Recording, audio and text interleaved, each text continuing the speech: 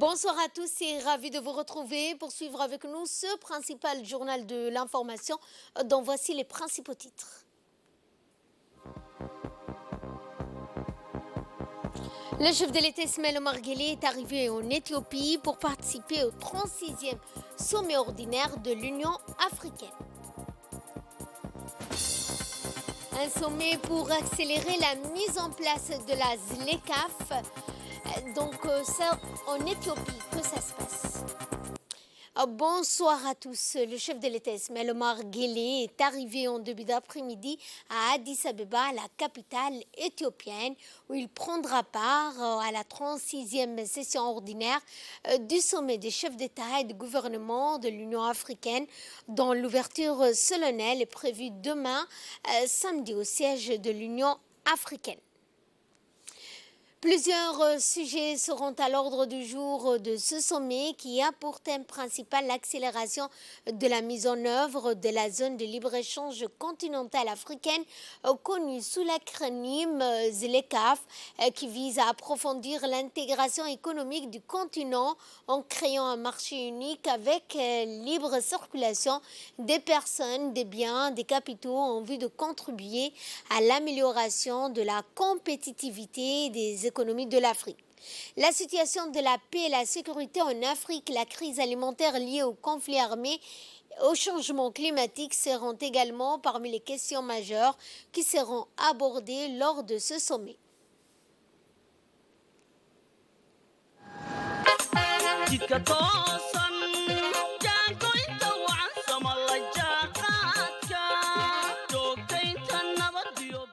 À son arrivée à l'aéroport international d'Addis Abeba, le président de la République, Ismaël Omar Guelleh, a été accueilli chaleureusement par plusieurs membres du gouvernement éthiopien, dont le ministre de l'Industrie éthiopien, ainsi que plusieurs hauts responsables djiboutiens, dont l'ambassadeur de Djibouti en Éthiopie, Abdi Mahmoud Heibé. Le président de la République est à la tête d'une importante délégation ministérielle, comprenant le ministre des Affaires étrangères de la coopération internationale, Mahmoud Al-Youssouf, le ministre du Commerce, Mohamed Ouersama Diriye. Outre sa participation aux travaux du sommet africain, le président de la République, Ismaël Omar Guelleh, s'entretiendra en marge avec des chefs d'État et de gouvernement des pays africains.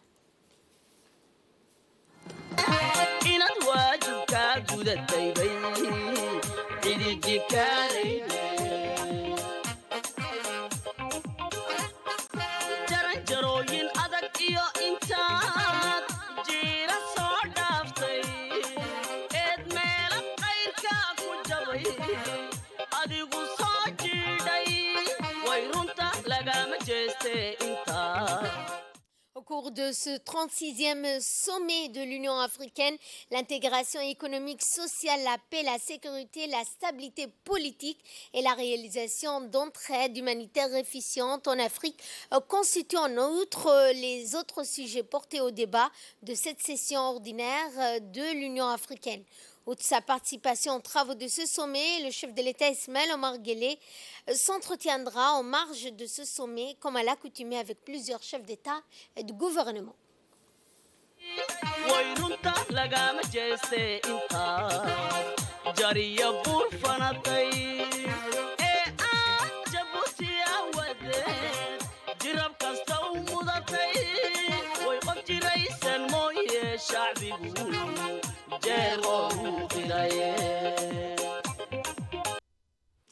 Toujours concernant cette 36e session de l'Union africaine, eh bien, dans une interview, l'ambassadeur de Djibouti en Éthiopie et représentant permanent de notre pays à l'Union africaine, Abdi Mahmoud Heibé, a indiqué dans une interview que plusieurs sujets et questions seront à l'ordre du jour dans l'agenda du sommet des chefs d'État et de gouvernement, notamment la question de paix, sécurité, la situation humanitaire en Afrique, mais aussi l'accélération de l'accord de libre-échange continental. Voici la première partie de cette interview.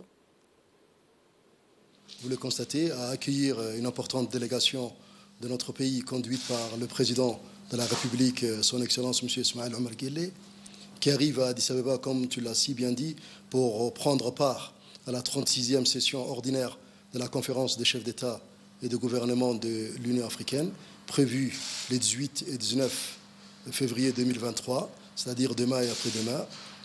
Donc ce sommet qui est la session ordinaire annuelle de l'organisation se penchera entre autres sur les activités de l'Union et ses différents organes. Il sera également question de la situation de la paix et de la sécurité sur le continent, également de la situation humanitaire sur le continent aussi, avec pour cette année la mise en œuvre de la nouvelle agence humanitaire de l'organisation. Si j'ajoute, il y a le thème de cette année retenu pour 2023, l'accélération de la mise en œuvre de la zone de libre-échange continentale africaine, autrement dit la ZLECAf. Si je me permets de dire deux mots sur la ZLECAf, l'accord portant création de cette ZLECAf a été adopté en mars 2018 à Kigali, au Rwanda, par la 10e session extraordinaire de la conférence des chefs d'État et de gouvernement de l'Union africaine. De quoi il s'agit-il ?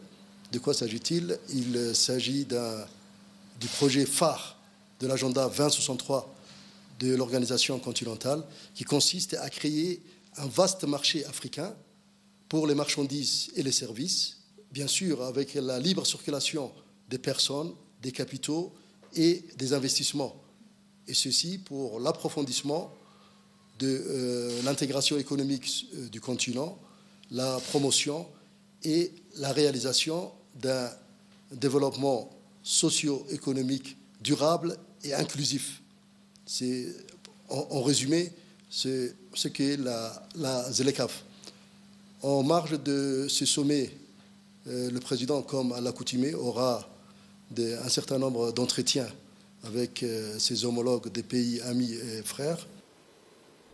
Et dans le second volet de son intervention, l'ambassadeur n'a pas manqué de rappeler que le chef de l'État Ismaël Omar Guelleh, en marge de sa participation aux travaux du sommet de l'Union africaine, le chef de l'État va inaugurer les nouveaux bâtiments de l'ambassade de Djibouti à Addis Abeba. Écoutons l'ambassadeur.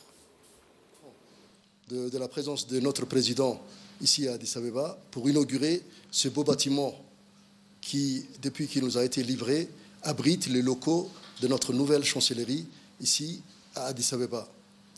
Ce projet, je peux même dire que si hier on regardait les autres chancelleries, aujourd'hui c'est nous qui sommes regardés.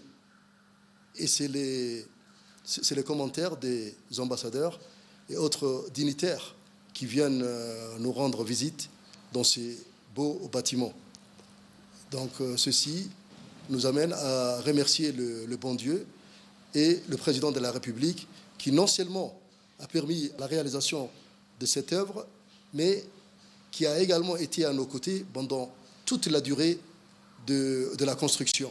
Et donc, je peux dire que ce beau bâtiment traduit l'importance qu'a notre ambassade ici à Addis Abeba, qui, comme vous le savez, n'est pas seulement accréditée auprès du pays hôte qui est l'Éthiopie, avec lequel on partage des relations particulières, mais également notre ambassade est la représentation permanente de notre pays auprès de l'Union africaine et de la Commission économique des Nations unies pour l'Afrique, tout en couvrant un certain nombre de pays africains à partir d'Addis Abeba.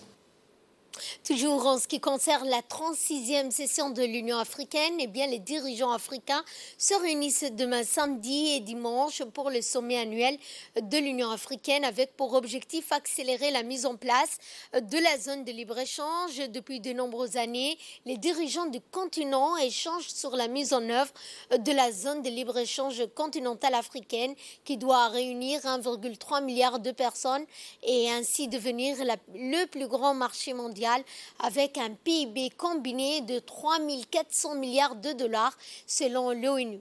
Ce 36e sommet de l'Union africaine qui se tiendra au siège de l'organisation continentale à Addis Abeba portera également sur l'accélération de la mise en place de la zone de libre-échange. Initialement, le marché devait être effectif le 1er juillet 2020, mais la fermeture de la plupart des frontières à cause de la pandémie du coronavirus a repoussé le calendrier. Au moins 35 présidents et 4 premiers ministres participeront au sommet selon le gouvernement éthiopien.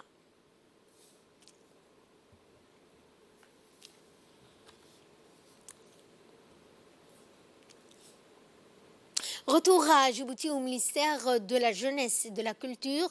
Hier, jeudi 16 février, clôturé la semaine nationale de formation de gestion et animation de la bibliothèque organisée en collaboration avec le collectif COBIAC représenté par Madame Mariette et Marie-Hélène. Au cours de cette formation qui a débuté dimanche 12 février, l'ensemble des animateurs et gérants des CDC ont bénéficié d'un enseignement opportun dans le domaine de la gestion des livres, de l'animation des centres ainsi que sur les moyens d'augmenter la fréquentation des jeunes dans les bibliothèques et claques des CDC. Au terme de cette formation, les bénéficiaires ont obtenu des certificats. Ce programme s'inscrit ainsi dans le cadre du développement de la lecture publique et des bibliothèques en République de Djibouti.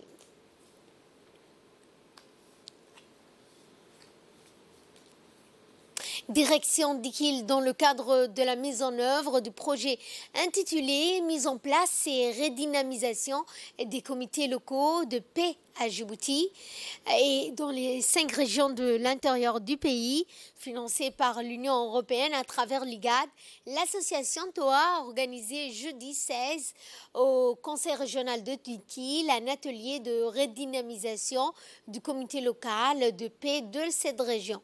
En effet, cet atelier animé par un consultant national a réuni d'importantes personnalités dont le préfet adjoint Youssouf Ali, le président du conseil régional de Dikil, Mahad Hussein, le sultan de Gobad, Habib Boko et Abdurrahman Younissare, le coordinateur de l'agence d'exécution de cette association, ainsi que plusieurs autres responsables des services déconcentrés de l'État. Et à cet effet, je vous propose de suivre l'intervention de M. Mahad Hussein Ahmed, président du conseil régional de Dikil.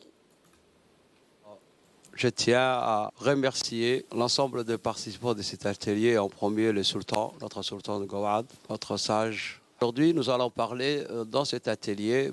Le Souarou, comme vous le connaissez, c'est une identité qui gère les conflits dans les régions, mais aussi, cette fois-ci, elle a été redynamisée et élargie. Et non seulement elle va travailler dans les sous-préfectures, mais aussi dans les villes de toute la République, y compris dans la capitale aussi. Donc, c'est une entité qui gère les différents conflits, qui sensibilise en fait la population et les différents acteurs sur la paix.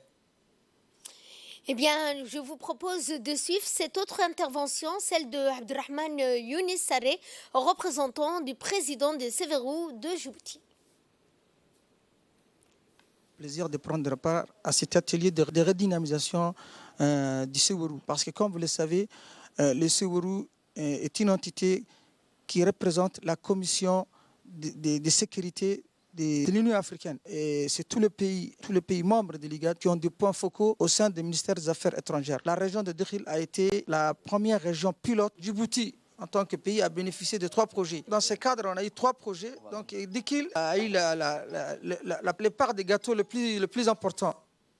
Et avant de clore l'actualité nationale, ce communiqué émanant du ministère de l'Intérieur indiquant que la journée de demain, samedi 18 février 2023, sera férié, chômé, payé. Et cette fête correspond à l'ascension à l'Isra wal Mi'raj. Profitant de l'occasion, le ministre de l'Intérieur adresse ses meilleurs vœux de bonheur, de prospérité et de paix aux Djiboutiens et Djiboutiennes ainsi qu'à la communauté étrangère résidant à Djibouti. fin de communiqué. Et de là, nous passons à l'actualité internationale. Un train transportant des produits toxiques déraille dans l'Ohio. Cela aurait pu être un simple fait divers.